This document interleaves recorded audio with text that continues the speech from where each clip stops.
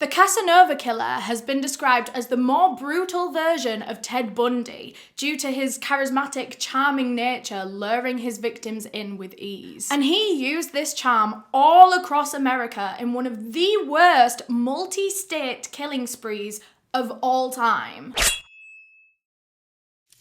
So today's video is going to be another solved true crime case. Today we're going to be talking about the Casanova Killer. Just to let you know, this case is a two-parter. So this is part one. Part two will be out in the next few days. I promise I'll be quick. So make sure you're subscribed with notifications on so that you don't miss when I upload the rest of the case. But before we get into it, I do just want to thank our sponsor for making this video possible, NordVPN. If you're not already using a VPN when you're using the internet, what are you doing? There's so many reasons to be using a VPN. The main one for me is internet safety. A VPN basically acts as a barrier between you and all of your precious information and people out there on the internet that might be trying to hack you or access that information. And they do this by making it seem as though you're operating from a different IP address to your own. And this IP address can be from like 60 different countries, which comes with a load of benefits in itself. Because you get to access the internet as though you're in that country, so you get access to their streaming service selections,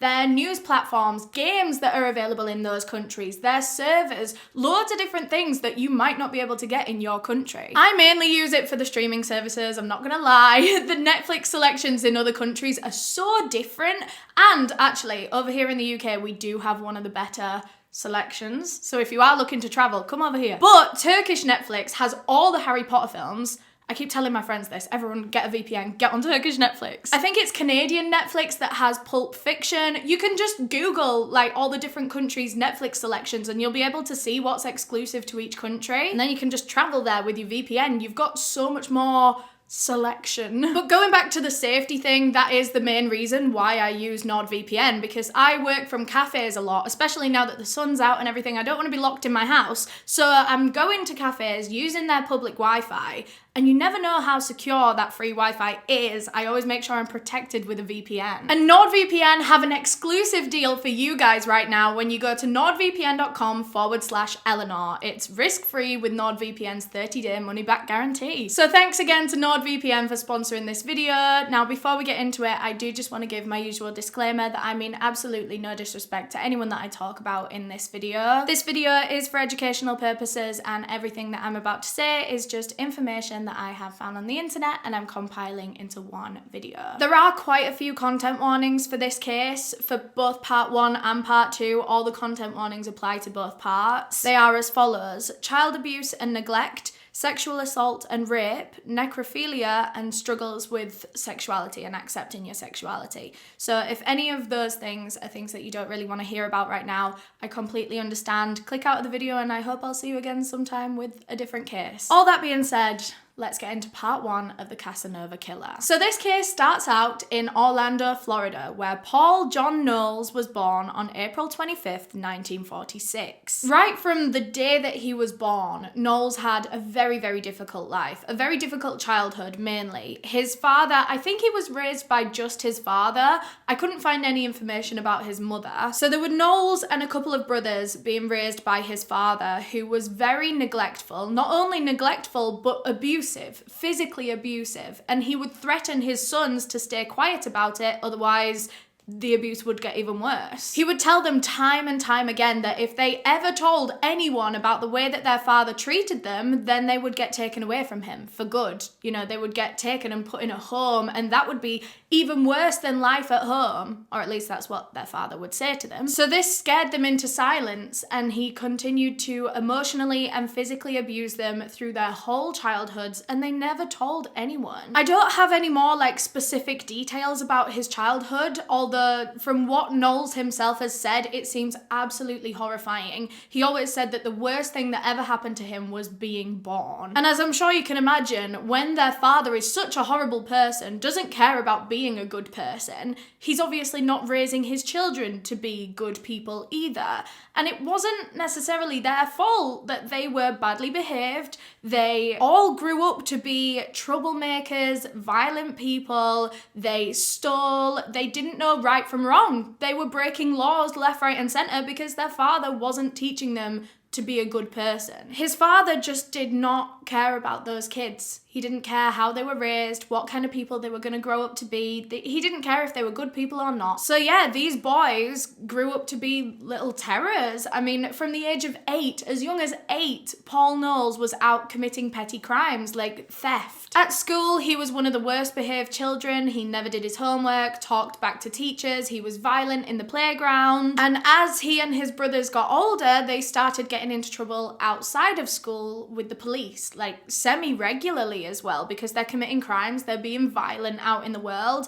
And their father was getting really annoyed by this because obviously he is old enough to know that even though a lot of the things he does are illegal, he knows to do them secretly. Whereas his kids, they don't know right from wrong and they don't know that it's against the law. So they're doing all these things, getting in trouble with the police, and their dad is getting really annoyed. And one day their father just decided that he didn't want to put up with this anymore. And so he sent all of his kids into foster care. Just like that, he got rid of his children because they were too much effort for him. And that just shows how little those children meant to him, that he could just send them away just because they were becoming hard to parent, you know? Knowles ended up bouncing around from foster home to foster home, and this whole time his crimes were increasing in severity. They were getting worse and worse and worse until eventually he was put in a youth detention centre. Well, it was called a reformatory at the time. I don't think reformatories exist anymore, at least I hope they don't, because they sound horrendous. The particular one that he went to was called Dozier School for Boys, or Florida School for Boys, and it is one of the most notoriously horrific places on earth. It's infamous for many, many reasons. They have a lot of allegations against them, including different kinds of abuse, torturing these kids, and even murdering them. Boys that had been to that school have since come out and told stories about how they would endure the most brutal beatings every single day. They said that there were literally bloodstains on the walls from these beatings, and none of the school staff even bothered to clean them because the next day there'd be even more. On record, there were 81 boys that died at the Florida School for Boys. And that's just on record. There's believed to be probably more than that the school just managed to hide. The main cause of death for a lot of these boys is believed to be murder by the teachers and the workers of this school. Although with allegations of things like torture, it scares me to think in what ways these boys could have lost their lives. Just a side note, the Florida School for Boys was actually only shut down in 2011.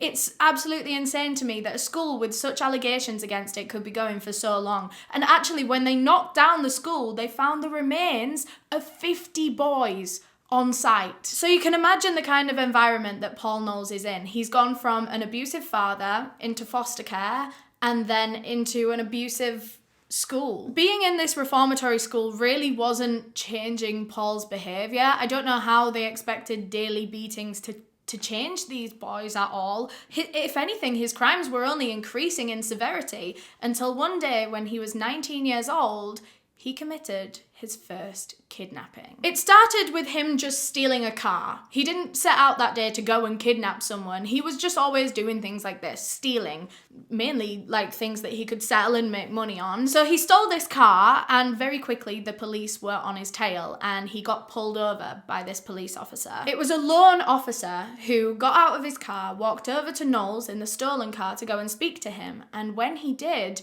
Knowles ambushed him, stole his gun, and threatened the officer with his own gun. He told the officer to get in the back of the car, and so he did, and he held this officer hostage as they drove around for a while. They were in the car for like 2 hours. I don't think Knowles had a plan here. Obviously, he hadn't intended on kidnapping someone that day. He just did this in the spur of the moment because he knew that he was going to get in trouble for stealing this car. And then after like 2 hours of driving with this guy, he decided to just drop him off because by now he couldn't really arrest him because his police car was 2 hours away. So yeah, he just dropped this police officer off on the side of the road, mainly unharmed. I don't think he like physically hurt him the whole time he was in the car. He did end up being arrested and charged for this kidnapping, and for that he was sent to Railford prison for about 10 years, I think. I think his sentence was supposed to be 10 years, or over 10 years in fact. 1974 was the last year of his sentence, and by that point he was 28 years old. He'd been in there for like 10 years. In fact, he'd spent over half of his life in different detention centres, if you count the reformatory schools. And in the last year of his jail sentence in 1974, Paul Knowles actually managed to meet a woman on the outside named Angela Kovic,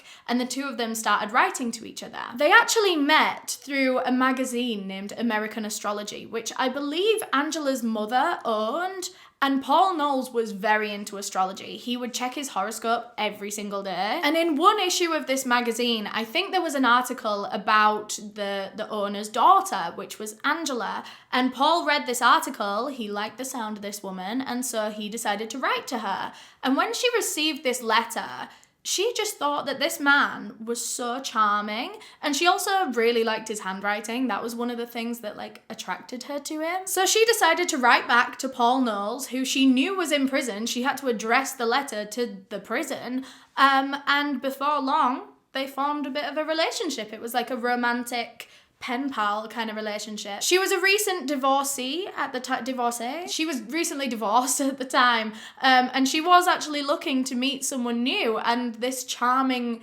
stranger, this charming inmate just kind of came out of nowhere, and she really liked him, and it didn't take long for her to go and visit him in prison. And the first time she went and met him in a supervised prison visiting room, Paul Knowles got down on one knee and proposed to this woman. And she said yes. So now they're engaged.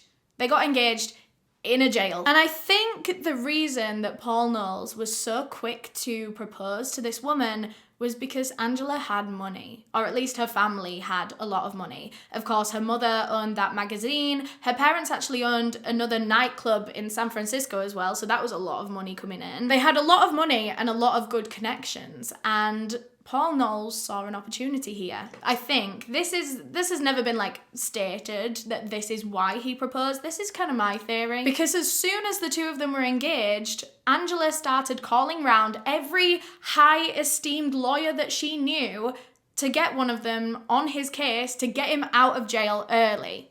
Which, is that not what he wanted the whole time? I think so. Angela managed to get hold of a very great lawyer who started working on the case, and by May of 1974, literally within months of meeting Angela, he was released from prison. It worked. And then he moved to California to go and be with his new fiancée. But this engagement ended almost as quickly as it began, because as soon as they were out in the real world and she was actually living with this man, cracks started to show in their relationship. Nothing too major, but just little things that she didn't really like about him. It was nothing too significant, to be honest. I think they were all kind of things that the couple could have worked through if they wanted to. But the kicker came one day when Angela went to go and see a psychic, because she was into all of that kind of thing. And this psychic told her that there was a very, very dangerous man that had just come into her life, and that she should be careful. Immediately, Angela knew exactly who this psychic was talking about. Of course, it was the man that she'd met literally in prison for kidnapping someone. Of course, he was the dangerous man in her life. So this freaked Angela out completely, and like I said, cracks were showing in the relationship anyway, so she didn't feel too bad about just calling off the wedding and going their separate ways. So now, Paul John Knowles is single again. He's 28 years old, and he has been kicked out of the house that he shared with his fiancée in California, and he is forced to start his own life again. He decided to move back to Florida, which is where he was originally from. He went to Jacksonville, and you would think, after spending over half of your life in jail, you might want to behave when you get out, so that you don't have to go back there. Well, Paul Knowles didn't do that. He was right back to his criminal lifestyle. If anything, worse than before, because within just a couple of weeks of arriving in Jacksonville, he was arrested for stabbing a bartender. He was taken to the police station and locked up in a holding cell, where he actually managed to pick the lock and escape. How is that even possible? That is literally the only purpose of a holding cell, is that people can't get out. So this is July 26th, 1974. He's picked this lock, and now he's out in the real world, and he's realizing he doesn't have any money. So how is he going to pay for food and transport and things like that? He knows he needs money, and how is he going to get that? through crime, obviously. He decided that he was going to approach one of the first houses he saw and commit a home invasion, break in and rob them. And the house he chose belonged to a 65-year-old retired school teacher named Alice Curtis. Knowles broke into the house, ambushed Alice, and tied her up, gagged her so that she couldn't disturb him while he proceeded to ransack her whole house and steal anything of value. He grabbed as much as he could, and then he grabbed her car keys, jumped into her car and stole it and drove off into the night. Little did he know that the woman that he had just left inside her house, bound and gagged, was unintentionally gonna be his first murder victim. He thought he'd left her alive, just tied up. I really don't think he meant to kill her. I think he was just gonna leave her there until someone came and found her and untied her.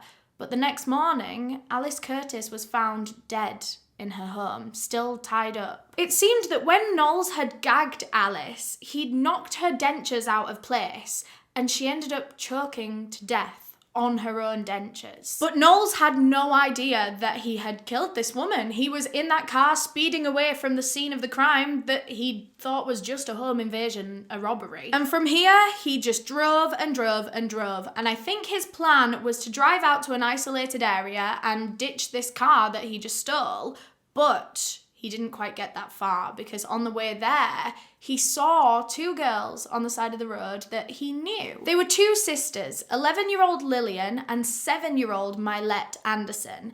And these girls were actually a friend of Knowles' family. Their parents were friends, and so the girls knew Paul Knowles. And when he drove past these girls, he made eye contact with them on the side of the road, and he panicked because now they'd seen him, and he was driving a stolen car, and he thought, what's going to happen if these girls go home and tell someone that they've just seen him stealing a car? He didn't want to take the chance of them snitching on him, and so quickly he formulated a plan in his head. He pulled over the car, grabbed these two little girls off the side of the road and threw them in the car, abducted them, and just continued driving. But now, he'd made this situation a million times worse, and he knew that as well, because if these girls got out, of course they were going to tell their parents that not only had he stolen a car, but he'd abducted them. He had kidnapped them off the side of the road, and he wasn't going to let them do that. He knew that he couldn't let them get away alive. So Paul John Knowles drove these two little girls to an isolated area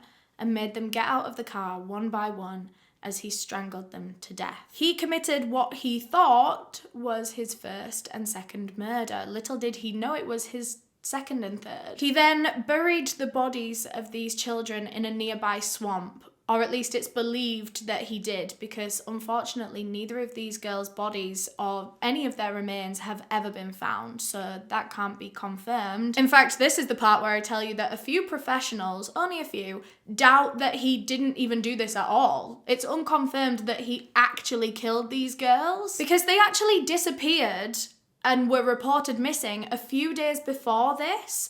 And so a lot of people think that maybe they met a different fate on the day that they disappeared. Maybe they were kidnapped by someone else, or maybe they ran away or got lost or something. And maybe Knowles was just trying to take credit for that, just saying that he killed them just because he could make that up. I don't think we'll ever know for sure if he did kill those girls, especially because it's very unlikely that we're ever going to find their remains now. Although I do want to clarify that it is only a few people that doubt this. It is the main believed theory that he did kidnap them and murder them. About a week later, on the 1st of August, another young girl in the area disappeared. This time it was 13-year-old Ima Jean Sanders. And everyone thought she'd just run away from home. Little did they know she had crossed paths with Paul John Knowles. Not much is really known about this one, although it is believed that he killed her in the exact same way that he killed the other two girls. He strangled her and then hid her body somewhere. Years and years later, her skeletal remains were found in a wooded area, confirming that she probably had met a very tragic end. Although we can't confirm that she was murdered, it certainly seems that way. Unfortunately, that's all we know about Ima. There were a couple of reports actually that Paul John Knowles had returned to the scene of the murder a few days later, or a few weeks later even, and he stole her lower jawbone as like a trophy. Take that with a pinch of salt, though. I don't know how accurate that is. That's the thing. A lot of information on this case is very wishy-washy. A lot of the sources contradict each other, so I've tried my best. The very next day, Knowles was back out again, and he was walking the streets of Atlantic Beach when he struck up a conversation with a 48-year-old woman named Marjorie Howe. The two of them flirted, and they got on really well. They had a lot of chemistry between them, and Marjorie was attracted to this handsome stranger, or at least what she thought was handsome, and so she decided to invite him back to her place. We don't know what transpired inside Marjorie's home that night, although we do know how this chance encounter ended. It ended with Paul Knowles strangling Marjorie Howe with her own stockings. As he fled the scene of the crime, he actually stole a few things from Marjorie's house, her TV set and a gun.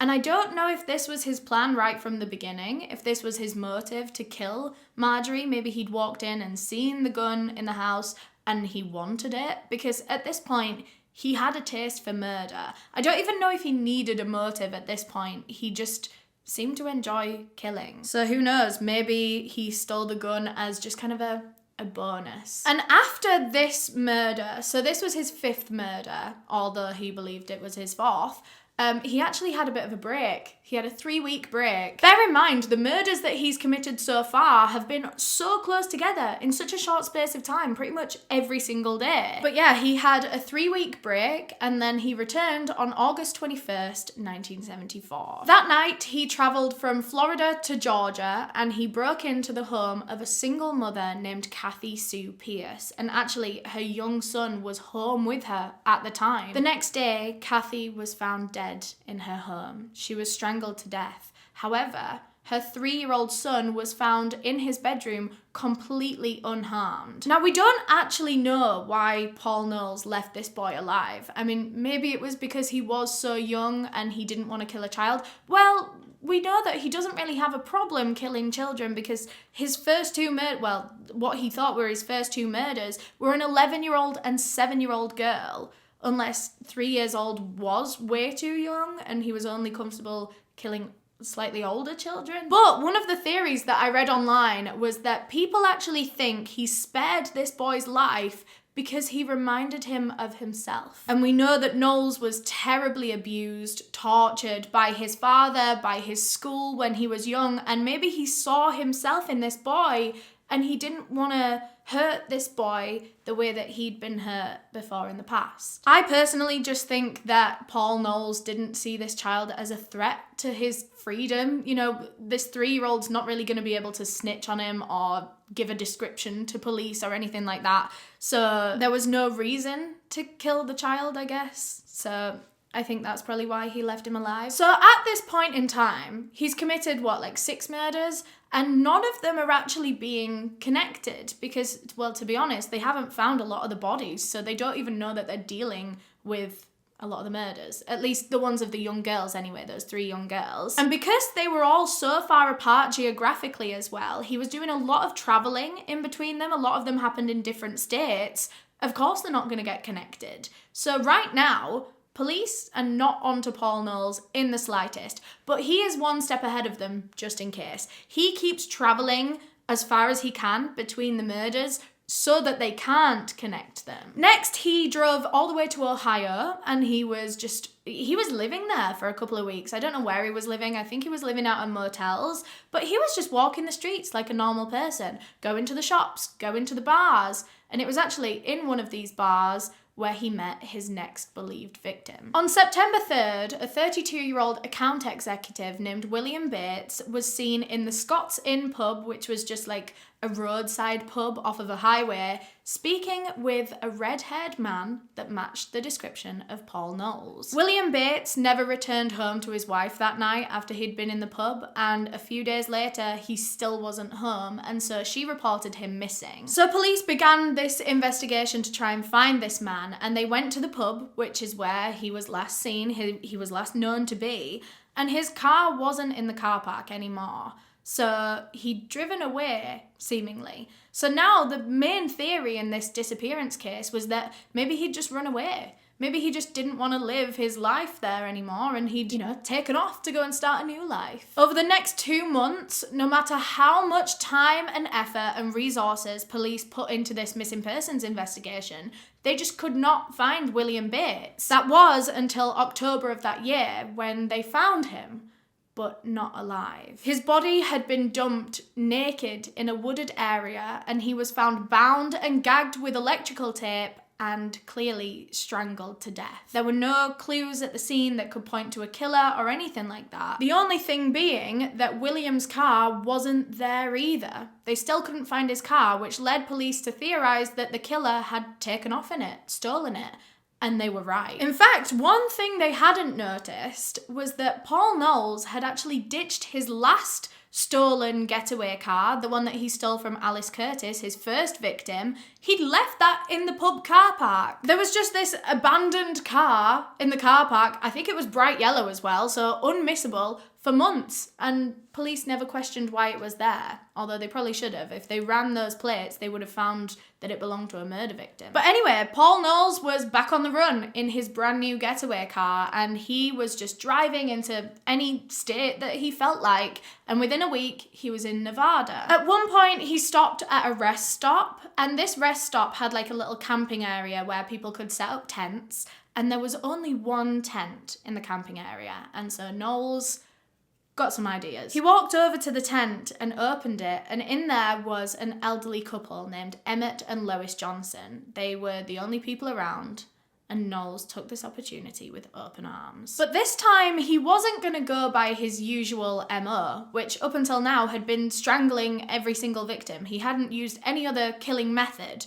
But now, he decided to get out that gun that he'd stolen from one of his victims' homes, and he shot both Emmett and Lois in the back of the head, execution style. They were found the next morning, still tied up. He'd tied them up in order to do this, and their things had been completely ransacked. A lot of things were stolen, cash, credit cards, pretty much anything of value that they had. Meanwhile, Paul John Knowles had already gotten into his getaway car and sped off to a different state. Now he was in Texas. It was September 21st when he saw his next victim just standing on the side of the highway.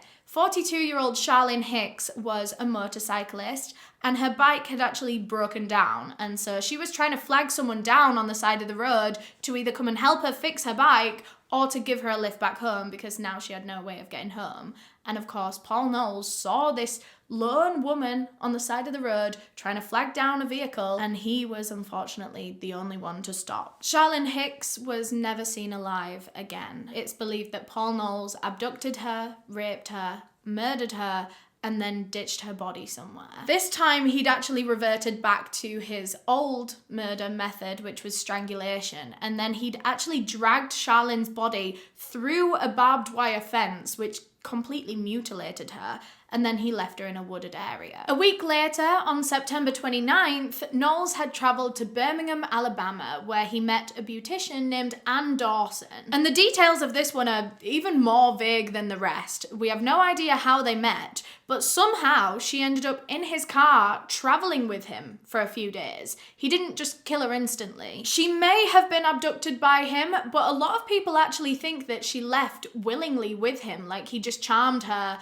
and so she, went with him. And the reason people think that she might have left willingly is because she was actually paying all the expenses for the next few days. Food, drinks, gas, all of it. There is always the possibility that she could have been held there against her will and he'd just stolen her credit card and he was just using her card to pay for things. But people think that she was using her card willingly for them. It's not entirely hard to believe that she would have got in that car willingly with him, because we know that a few women did. He was a very charming, charismatic person, supposedly. Like I said, he's been compared to Ted Bundy so much because he just kind of had this thing about him. He could just attract most women, even if they weren't like immediately physically attracted to him.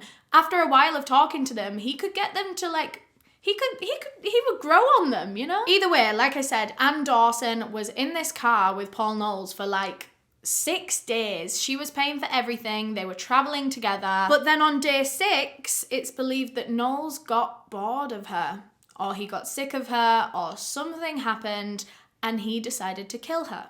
He murdered her and then threw her body in the Mississippi River, where it's actually never been recovered. We've never found her body, and so we don't actually know how he killed her, but it's believed that he strangled her. Knowles spent the next 2 weeks just driving around, doing whatever he was doing, and then he ended up in Connecticut, where he decided to commit another home invasion. One of the first houses he came across, he decided to break into, and this one belonged to a single mother named Karen Wine and her young 16-year-old daughter named Dawn. Now, at the time that Knowles broke in, it was actually only Dawn, the child, that was home. She was completely defenseless, and Knowles, being much older, much stronger than her, he overpowered her, raped her, and strangled her to death. It wasn't long until her mother actually arrived home while Knowles was still in the house. At this point, he was ransacking it, trying to find things to steal, and Karen walked in, and so he did the exact same thing with her,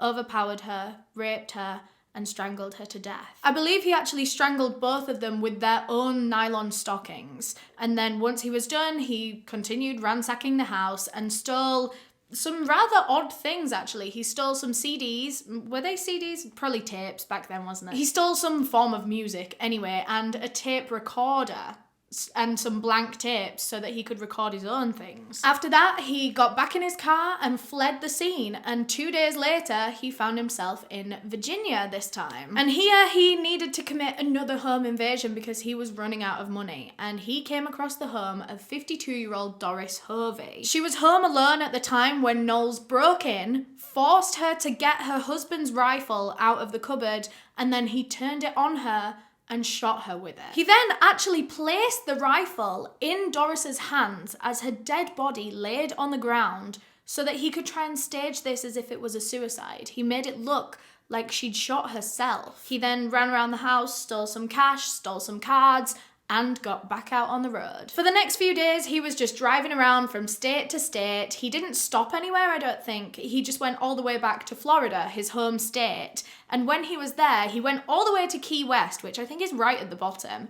And he ended up seeing 2 hitchhikers on the side of the highway. And so he pulled over. These 2 hitchhikers were in the back of his car, and of course his plan was probably going to be to murder them. But it didn't get that far, because after a while of driving, they were pulled over by the police. It turned out he'd committed some sort of traffic violation. I don't know what it was, but it certainly, he hadn't been pulled over for his murders or home invasions or anything like that. It was something very minor that this police officer ended up just letting him off with a warning. And he let him on his way. So now Knowles is driving away from where he's just been pulled over, and he is shaken up. Like, this is the closest call he's had this whole time. He could have nearly been caught there. He knew that he was driving a stolen vehicle. Not just any stolen vehicle, one that he'd stolen from his murder victim as well. All it took was for police to run those plates on the system and they would find that out. And so Paul Knowles was, really shaken up. And actually, he was so affected by this whole thing that he didn't want to kill these 2 hitchhikers anymore. He just drove them to the place that he promised he would drive them to, somewhere in Miami, and dropped them off. Thanks to that police officer pulling him over for a traffic violation, these 2 hitchhikers got away with their lives. And after this, Paul Knowles actually paused his killing spree again for a second because he actually had something else on his to-do list. He wanted to go and speak to his lawyer. He'd known this one lawyer in Florida called Sheldon Yavitz for quite some time, years and years actually. I think he'd represented him in a few of his cases before, he'd been in prison quite a few times. So he swung by Yavitz's office, he walked straight in there, sat opposite him across the desk from him, and he said, "I have something to tell you. Brace yourself. I'm a mass murderer." And Yavitz didn't even flinch, because he was actually quite a seedy lawyer. He represented the worst of the worst. We're talking murderers, drug traffickers, rapists, and he was fine defending these people. Although he could probably never really get these people completely off the hook and found not guilty of their crimes, he was very good at getting them plea deals or finding loopholes or getting them lesser sentences. He softened the blow very well, actually. He was good at getting people off of the death penalty as well. A lot of the people he represented would have been up for the death penalty, and he almost always, you know, got them off of that. So Yavitz sat and listened to Knowles telling him quite a brief story of what he'd been doing. He didn't go into detail. And Yavitz advised him that the best course of action here would be for him to just go and hand himself in. That's the best way that he could, you know, get the best possible sentence here. He said that if this went on any longer, things would just get worse and worse. And then if it did end up going to trial, if he did get caught, then, you know, things could possibly be disastrous. But Knowles said that he didn't want to do that. He didn't want to give himself in. He didn't want to go out the easy way. Because one thing about Paul Knowles is that he had a fascination with, like, famous criminals, gangsters, outlaws, you know, people like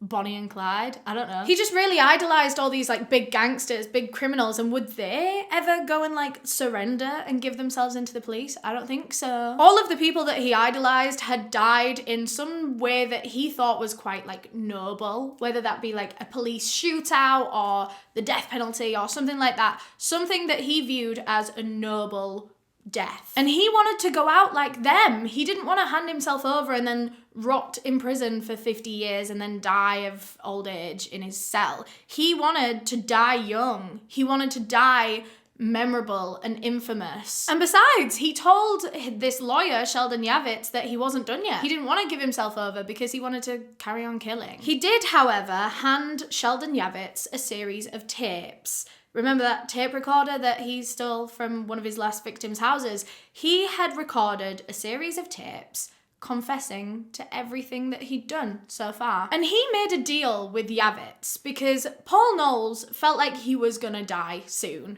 You know, this police shootout that he thinks is gonna happen, he felt like it was gonna be any day now because he'd been killing people for a long time. He felt like the police were probably onto him. It was only a matter of time until he was killed in this noble way that he was waiting for. And so he instructed his lawyer, Yavitz, to wait until after he was dead and then release these tapes to the police and to the public. And Yavitz agreed to do that. He said that he was going to hide them away in a secret location. He didn't even listen to them himself. And he was going to wait until he found out that Paul Knowles was dead, and then he would release them. And so the last thing they did before Knowles left Yavitz's office was they sat and they crafted a will together because, of course, Knowles felt that his death was coming any day now. And yeah, after that, he left the office and continued with his killing spree. By now, it had been like 3 or 4 months, and he really wasn't showing any signs of slowing down in the slightest. If anything, things were getting more intense by the week. And that is where I'm going to end part 1 of this case. Thank you so much for watching, and thanks again to NordVPN for sponsoring this video.